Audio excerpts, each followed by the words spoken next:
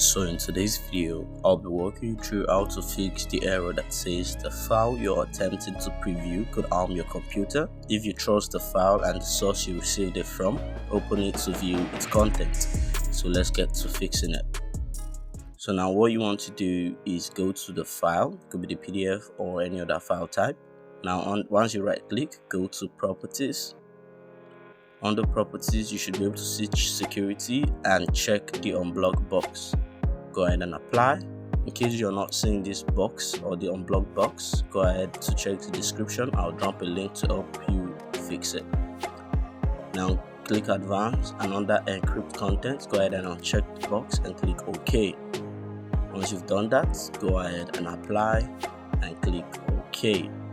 This should solve your issue and you should be able to preview the content. Thanks for watching. I'll see you in the next one. Peace.